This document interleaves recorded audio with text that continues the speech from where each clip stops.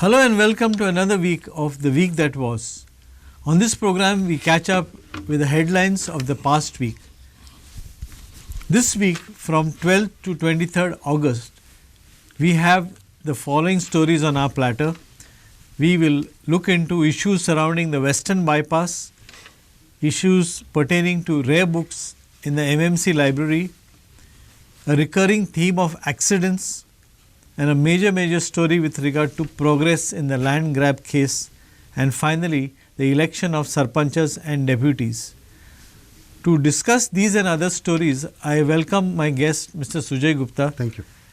Group Editor of Herald Publications.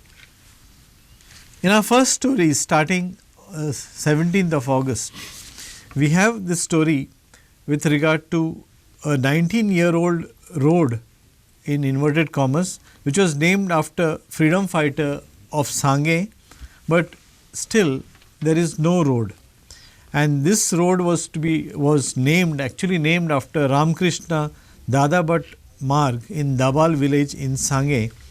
But till 2022, nothing has happened except for a mud track. Yes, Ramkrishna Dhalabad was a local freedom fighter. In fact, many people in Dabal are extremely proud of their village because of Ramkrishna Dhalabad, and he actually became a martyr because he was shot by policemen during the pre-liberation period. 1957. 1957, just 4 years before liberation.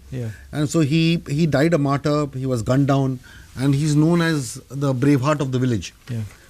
But the point is that when you decide to confer these kind of honors to people, especially freedom fighters, you must make good your intentions by actually going through with what you intend doing. There is no point having just one plaque or one stone saying that you're going to have a road, and then look at the shocking delay. The delay is over what? Over 19 years. Almost two decades of delay, which is absolutely unpardonable. What is shocking is that there are no local representatives have taken the issue up. You know, there have been ministers from that area who have not taken it up. So, MLAs, ministers, MPs, none of them decided to spend even a little time looking into these issues. And nor have people in the local areas there, either the Sarpanch of the village or somebody else, or even at the Zilla Parishad level, nobody has taken this issue up also, which is very surprising. It just shows that, people or the government and the system sometimes does lip service to please some people or to win elections or so on and so forth.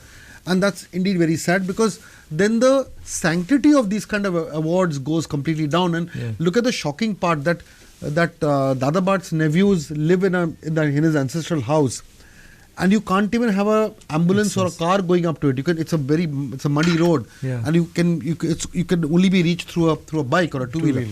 So these things are very shocking, and it speaks a lot about our interest in keeping memories alive and honoring our brave hearts. Okay, in our second story, which is also dated 17th of August in the newspaper, the Herald. Yes. It has a headline which says, "Has the Goa Civil Supplies Director been made a scapegoat in the Turdal fiasco?" Now, in this case, the cabinet had approved the purchase of 408 tons of Turdal for Goans, which was to be consumed during the pandemic. Correct. Now, this has rotted and it is supposed to be disposed of. And even the disposing of is caught up in. So you see, this whole Turdal fiasco has many layers to unpack. The point here is that this whole consignment of Turdal was bought during the pandemic, because somebody in his wisdom, probably a secretary of the department who's not from Goa, thought that Goans would need Turdal to eat, not realizing that is not part of a staple diet of most Goans.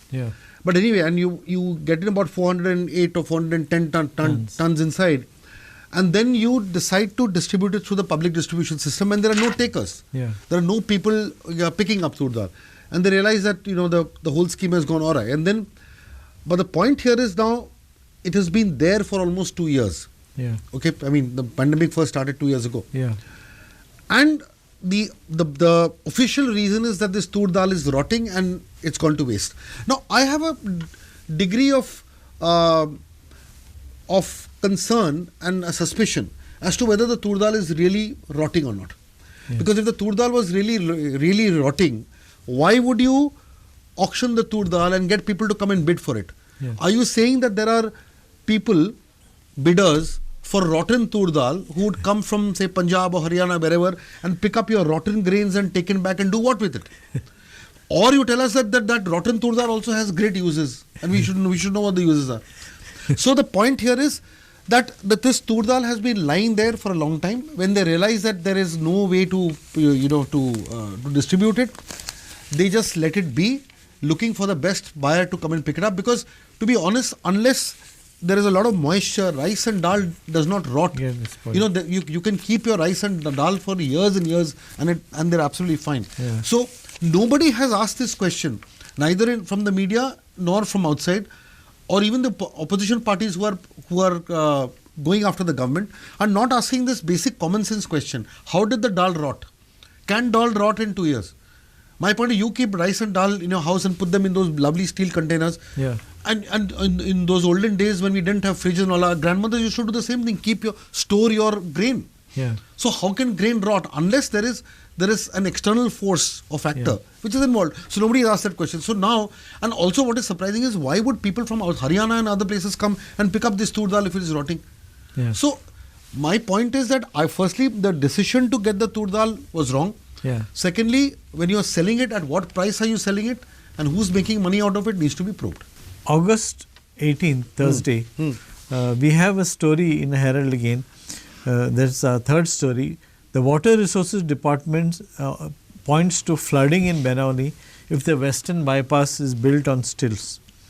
And here the question is whether the government will go ahead with its plan of building the bypass on embankments. See, it is important to understand that the Water Resources Department was asked to do a ground level study to see the impact on the fields and the water levels in the fields if the Western Bypass is built on embankments, and I mean not on stilts.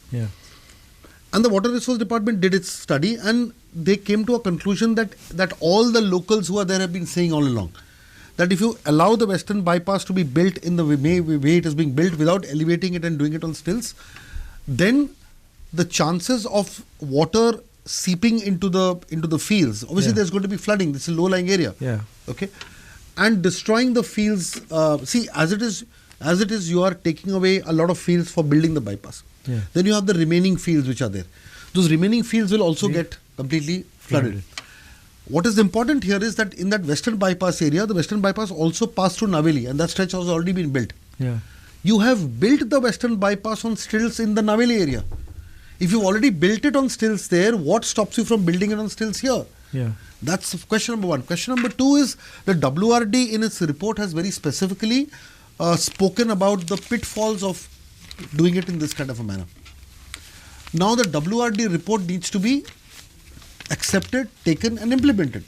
But what happens is the left hand typically does not know what the right hand is doing. The WRD report lies there, whereas there is no direction from the court, from the government to stop work there because there are impending dangers of flooding. Now, in the absence of any order from the government, the Western Bypass contractors are going on doing the work.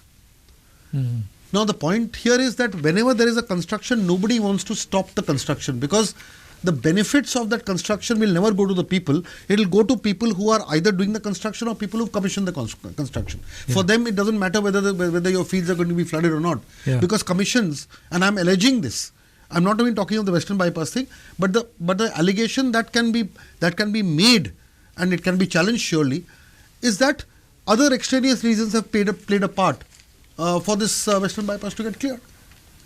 And if the government knows otherwise, let the government come out with a clarification on this. Okay, so 18th August, again another story in the Herald on Thursday, which has to do with sand mining, which is rampant in new areas despite police patrol. And this is alleged by an NGO, Goa Foundation, and it has also submitted this before the Bombay High Court, saying that there is illegal sand mining which is rampantly underway. And this happens in spite of 24/7 deployment of the police. That is correct. See, what happens is that the Goa Foundation, and there's also I think a Sand Defenders Network organization, which is an offshoot of Goa Forward. No, sorry, Goa Foundation.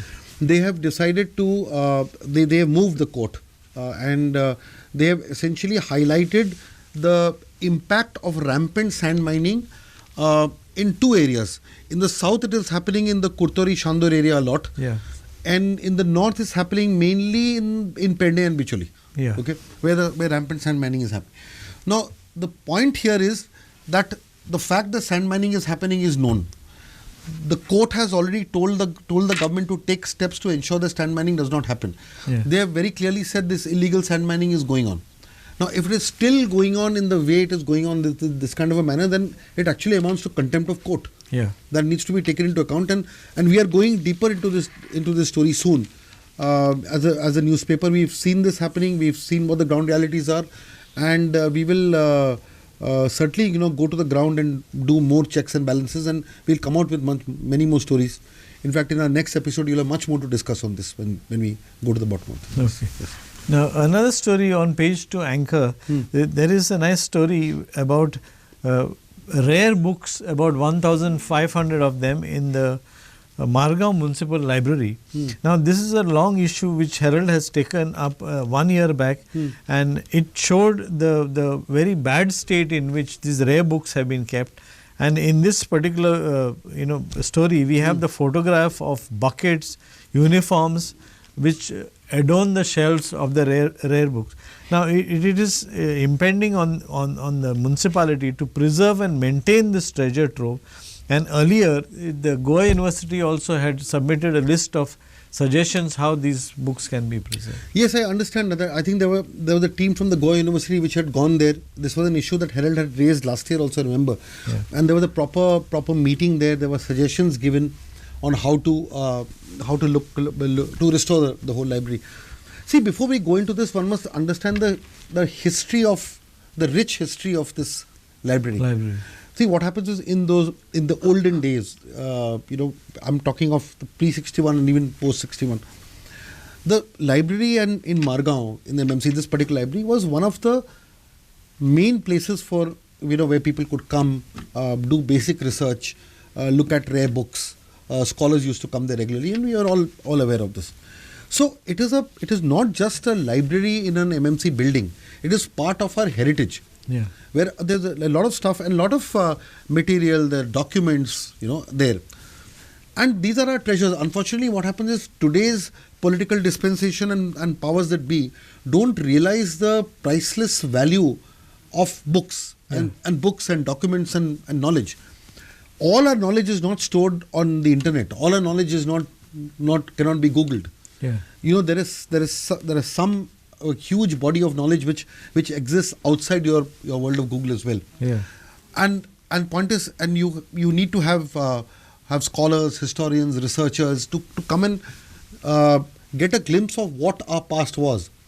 Our cities, our planning, our architecture. There's so much is there. And when you don't do it, I mean, the fact that they've not done it is clear. They've not preserved the library, made it into a go down, and treated it with such abject neglect that is shameful. Yeah. But the shame is not on the library. The shame is on the people who are keeping this library in such a bad state. Thankfully, after Herald's these fresh reports, there has been a decision yesterday. In fact, there was a stormy meeting at the MMC. When I say yesterday, I mean Monday of this week. Today we are shooting on Tuesday. There was a very stormy meeting where they pointed this out, and they also highlighted the fact that Herald has taken this up.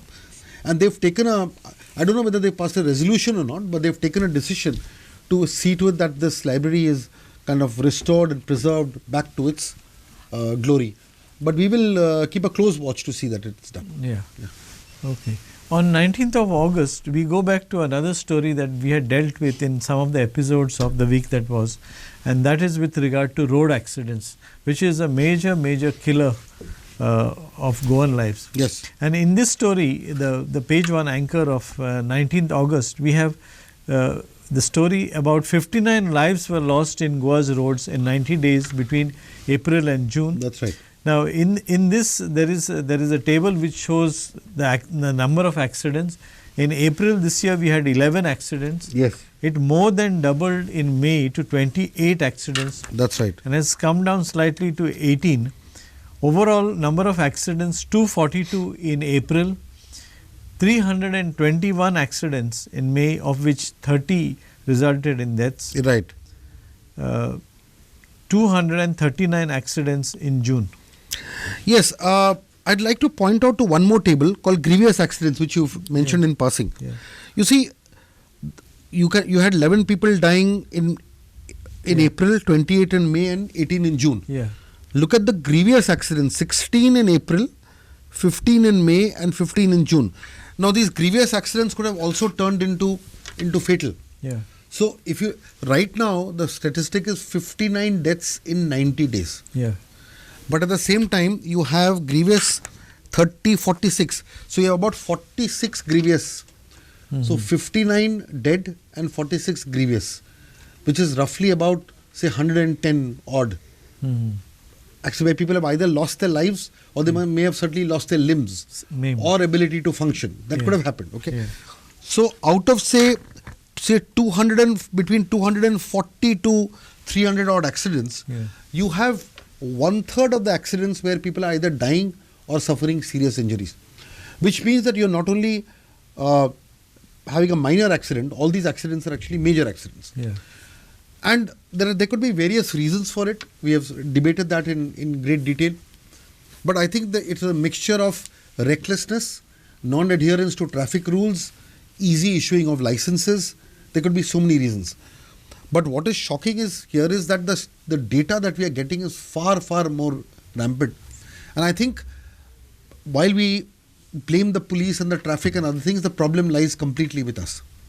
And also lies in the RTO system, the issuing of licenses. There needs to be much more stricter tests, stringent tests to ensure that license is also not given in a hurry.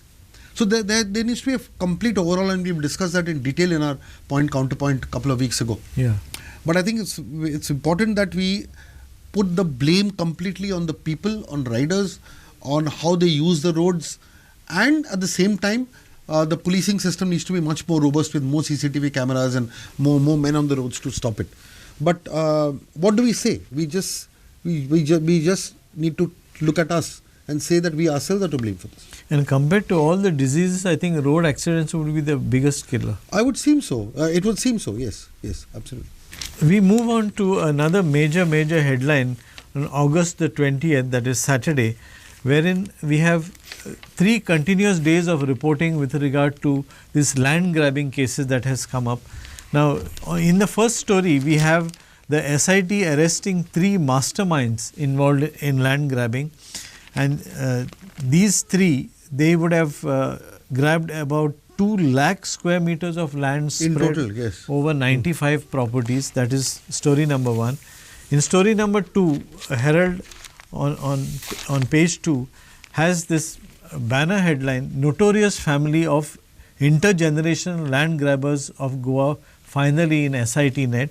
And in the third story, we have the elephant in the room of land grabbing, the manipulative Mamladar, wherein this Mamladar was arrested.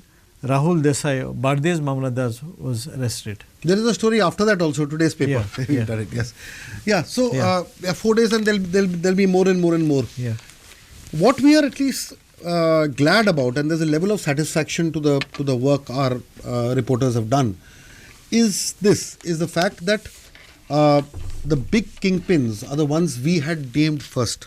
Yeah. As a newspaper, I think we can humbly, without, we don't need to boast about this, but we can humbly at least, mention that these are people we had warned the people of Goa against. So there was Royson, there was Branca's, and then there were a couple of others. The names are all there, But the point is, there is one particular family, and the branches of that particular family have at various stages been a part of this whole omission and commission. Of course, I think a couple of them have passed away, and the names were used later to forge. Yeah. So some of them may not be completely guilty because the the manipulation happened after they were dead, but their names were involved, and hence they're coming in. But we need to look at the total number of properties that have been grabbed, and the total amount of land that has been grabbed is absolutely massive. Yeah. In today's edition, which is Tuesday's edition, we've given a small glimpse of the grabbing done by just one person, allegedly, one person who's allegedly grabbed Royson.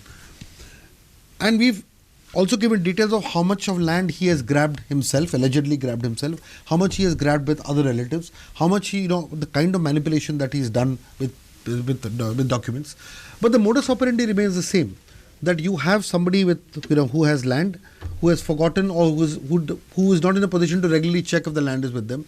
They quietly grab that land in terms of doing a fake power of attorney in their name, and then using that power of attorney to sell the land. That's what they've been doing. Another thing that we mentioned in these stories is very, very interesting. See, what happens is whenever you are selling a land, you need to publish the desire to sell a wider notification in a newspaper, seeking objections, and you also need to give a particular notice to the address where the property is located. Most often, in 90% of the cases, the address mentioned by these land grabbers is their own address, is their own home address where they live, so that the notice actually comes to them, and they sit on it and say that there was nobody there, and hence you can go on publishing the notice and complete the mutation process. At times fake addresses are given so that the notices don't reach. So very often what happens is, suppose you are the original owner, the notice has come and gone without you knowing it, and the official status on that is the notice was served but there was nobody at home, and if there is nobody at home, obviously there is nobody to object, and if there is nobody to object, the land is clear. This is the way they have grabbed property all throughout, and we have brought in the Mamladar. And it has been proven because 2 FIRs have been lodged against the Mamladar, and there will be many more because it's not happened in only 1 or 2 cases, where the Mamladar has clearly overlooked these fraudulent activities. We also have documents to show that the Mamladar cleared the mutation process without signatures being present on the deeds. That is also available with us. So the point here is that there is no escape from this, from what has been done. We are very clear that fraud has happened. We are happy that the SIT is looking into it. We use the word allegedly, and let me say this too, we use the word allegedly out of propriety, not because we have any doubt as to what has happened. And anybody who's accused has a right to defend themselves. So we use the word allegedly only out of propriety, not out of any doubt about our conviction that this fraud has actually happened, or these frauds have happened. So. Now, in terms of allegations which have been made against the SIT, political parties and individuals have come ahead and made allegations that this SIT is being misused. I mean, do you have any? No, but who's saying that the SIT is being misused? The political parties are making allegation that CM is going to use this against politicians of his own party and politicians of other parties. See, as far as the SIT is concerned, up to now, honestly, we have no reason to doubt the SIT's intentions at this point of time. Okay? I know as journalists we are always very skeptical. We feel that arms of the state are used to go against politicians. But whoever is saying that SIT will be used against politicians, our question to them is that why are they worried? My point here is that if these land deals have taken place, and if politicians have nothing to do with those land deals, then no government can kind of conjure up your involvement in those land deals if you are not in those deals at all. If you have this fear that you will be targeted, which means that you are connected to those land deals in some way or the other. If so much of land has been grabbed, what is the politicians' involvement in these kind of land transfers? They should not be there in the first place. So when you are doubting in this particular case, when you are saying that they are going to be dragged in, which means there is a guilt factor some way or the other. That is not to absolve the government. That is not to say that the government is squeaky clean and they are going to do everything above board. So right now the sit is there. Let us give it a chance. Since the kingpins have been arrested and FIRs are being lodged, at least there is some action there. Only time will tell whether it's too little, too late, or it's effective action. So we have to monitor this. Wherever SIT fails, we'll be the first to point out omissions and commissions on part of SIT. But at this point, to say that the SIT is going to be used and have these kind of apprehensions is not correct at this point of time. Now, another allegation which has been made against the SIT again is that these are police officers who are trained in law and order and fighting crime, and they would not be able to understand the intricacies of law about mutations, about change of ownership. Fair enough, but one should know that the SIT has also kind of roped in about 120 to 130 people who are well versed in land laws, in the functioning of the registrar's office, how sale deeds work. So they brought in subject experts. I still feel that with the quantum of cases is so much that the number of people assigned to this may not be enough, because SIT has other work to do also. Yeah. So I agree that it is not enough. I agree that the number of cases will far outstrip the number of officers and people probed to this. That is a genuine worry. But to doubt the integrity of the SIT at this point of time will be unfair. As long as they continue to deliver and bring the guilty to book, Very much. I would say at this point of time, why have an apprehension when there is nothing on record to show that they are going slow, especially after the arrest of these 3 kingpins. Okay. Yeah. In our last story for this week, the day that we are shooting on Tuesday, August 23rd, we have this story very nicely titled Captains and Vice Captains of Village Governance Chosen in 186 Panchayat. Now, Herald underlines in red that family Raj has raised his head with kit and kin of politicians raising their heads as Sarpanchas and their deputies. But also there is hope that some youth and people's representatives have headed People's Panchayat, and they have had the courage to declare so on the very first day that they were elected. So that's a good sign, but the issue is that the total number of panchayats that have claimed this is very minuscule compared to the total number of panchayats in Goa. Yeah. So if you have about 5 panchayats claiming this out of 186 panchayats, I would say the number is less. Secondly, what has happened is politicians and MLAs have left no stone unturned to claim their involvement and their presence in many of the panchayats when they shouldn't be there. So this whole business of winners in panchayats taking pictures with politicians, local politicians, defeats the very purpose of local self-government. And obviously there is family Raj. You have the speaker's wife, you have the former leader of the opposition's son, and you have the former MLA's wife again in Majorda. Yeah. There are so many instances like this where wives, where sons, relatives, cousins, nieces, nephews, all of them have got into the system. And one would turn around and say, so what? Don't they have the right to come into the local self-government as much as anybody else? That's a fair enough question. But the point is that you very well know that these are not moves to get into local self-government for the purpose of only serving the people.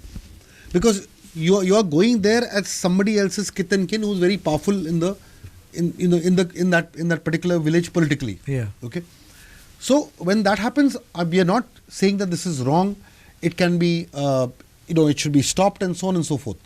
But it also reflects how even at the grassroots level, we are unable to get out of that political mindset. It all boils down to your political mindset. So if people who are contesting panchayat elections are using it as a first step towards becoming an MLA, okay, becoming an MLA or becoming a councillor in the neighboring urban area and so on and so forth, as long as those ambitions get sidelined and you work only and only for the village and village development, this thing will not happen. So the effort has to come from the people who are voting and the people who are contesting these elections. Otherwise, what's going to happen is most of the Sarpanchas and Deputy Sarpanchas are becoming pawns in the hands of the politicians, and that is very sad. And then the whole local self-government process gets defeated. Now, in this local self-government, can we say that unless there is direct election of Sarpanchas and unless the state finance commission allocates a fixed amount of funds, this pawn business will continue with regard to. By the way, it is unknown to many that the panchayat has a lot of financial powers which they have even now. The question is devolution. The point is that the law says that you have to devolve. Certain powers have to be given to the panchayats and certain funds have to come to the panchayat. We are aware, you are aware of course, but many people are not aware that they even have funds for putting up CCTV cameras, putting up road safety signs, do a road safety work. Even for things like road safety and village road safety, they have funds. They have funds for bund repair.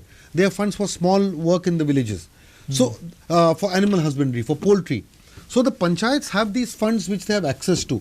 What happens is very often, more often than not, the politicians do not want the local people and the people in the panchayat bodies to be aware of all their rights and responsibilities. They want them to be dependent on them. So, and that is what is happening.